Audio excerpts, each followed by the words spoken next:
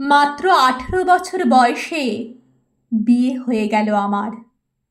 ফুলশয্যার খাটে 32 বছরের স্বামী বলল, দেখো, তোমার বাবা গরিব, তাই উদ্ধার করেছি কেবল। মনে আমার অন্য সোহাগ, থাকবে, খাবে দাবে, শাড়ি গয়না সব পাবে, কিন্তু আমাকে চেও না কখনো। বিবাহের নানা নিয়ম কানুনে ক্লান্ত আমার চোখে নেমে এলো ঘুম। আমার স্বামী ভীষণ বড় ব্যবসায়ী।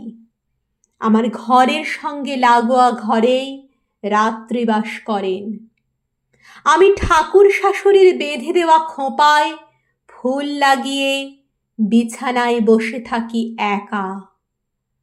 দিন দশেক পরে আমি তোমাকে পেলাম হঠাৎ, জানো। আমার ছোট দেওর এসে আমার হাতে গীতবিতান দিয়ে বলল, বৌদি, নাও, এ তোমার উপহার। আমি হাতে নিয়ে উল্টে পাল্টে দেখে ঘরে নিয়ে এলাম। তারপর তুমি আমার হলে, যুবতীর প্রেম হলে। প্রত্যেক বিকেলে দেওর পাঠ করে শোনাতো তোমায়। আমি মুগ্ধ হয়ে শুনতাম। বৈশাখে বৃষ্টি আসতো, আমার সমবয়সী দেওর ওর দুহাত দিয়ে আড়াল করতো আমায়। তারপর সকালে তোমার গান দিয়ে ধুইয়ে দিত আমার দু চোখ। আমি একদিন ওকে জড়িয়ে ধরি আমার অবশ মূর্ছনায়। ও আমায় ওর খোলা বুকে আশ্রয় দেয় সেই প্রথম। ঠোঁটে ভিজিয়ে দেয় তোমার কবিতা, তোমার গান, তোমার প্রেম, প্রকৃতি ও পূজা। আমি আমার দেওরের নতুন বৌঠান হয়ে উঠলাম কখন যেন। আমার স্বামীর ব্যস্ততা বাড়তে বাড়তে আমার সঙ্গে দেখা সাক্ষাৎ কম হয়ে গেল। শাশুড়ি, ঠাকুর শাশুড়ি আমাকে গঞ্জনা দিতে শুরু করলো। দেওরের অন্যত্র বিবাহ পাকা হয়ে গেল কয়েক মাসের মধ্যেই। একলা ছাদের বৃষ্টিতে মাখতে মাখতে যখন কান্না বুনতে ব্যস্ত আমি ভীষণ, আমার দেওর এসে আমার দু চোখ চেপে তোমাকে শোনালো শেষবারের মতো, মাতিয়া যখন উঠেছে পরাণ, কিসের আধার, কিসের পাষাণ। আমি অভিমানে মুখ লুকিয়ে ফেলি ওর বিপরীতে। সেই খোলা বুক, ভিজে ঠোঁট, উদাত্ত কণ্ঠের আবৃত্তি মিলিয়ে গেল প্রচণ্ড বজ্রপাতের শব্দে। আমার প্রিয় বন্ধু, আমার রবি দেওরের বিয়ে হয়ে গেল ধুমধাম করে।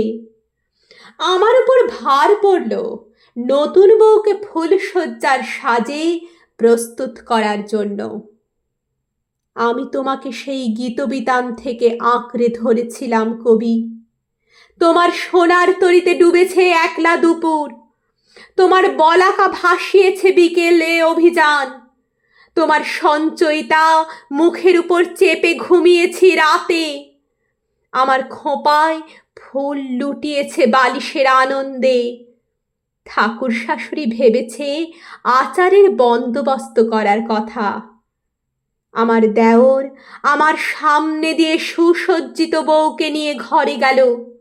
হাতে তুলে দেবে গীতবিতান, বুকে পূর্ণ আদর। আমার খোঁপার চারিদিকে গজিয়ে উঠবে বিষাদ। আমার ঠোঁটে দেওরের এঁকে দেওয়া রবীন্দ্রনাথ নেমে যাবে ধুলোয়, খুঁজবে আফিম।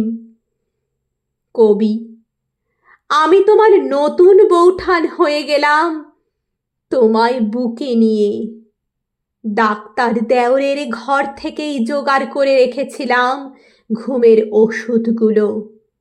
ওদের ফুলশয্যার পরিতৃপ্ত মুখ দেখে তবেই না মৃত্যু সহজ হবে আমার। অপেক্ষা করছি ভোর রাতের ঝমঝম করে বৃষ্টিতে ভেসে যাচ্ছে জানলার ওপার।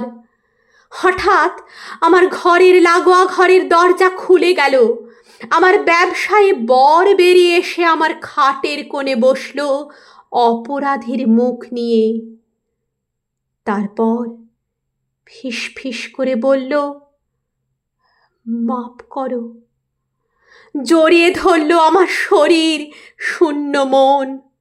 ঘুমের ওষুধ গলে গেল তোমার গানে। আমার গা দিয়ে নেমে আসছে অনুতপ্ত বরের আদর, আর দেওরের ঘর থেকে বয়ে আসছে তোমার গান। এমনও দিনে তারে বলা যায়, আমার আর নতুন বৌঠান হওয়া হলো না। সস্ত্রীক দেওর বিদেশ চলে গেল। আমার বর সোহাগ যাপনে আমার কালো মুখখানা আদর করে তুলে ধরে গাইল, কৃষ্ণকলি আমি তারেই বলি, কালো তারে বলে গাঁয়ের লোক।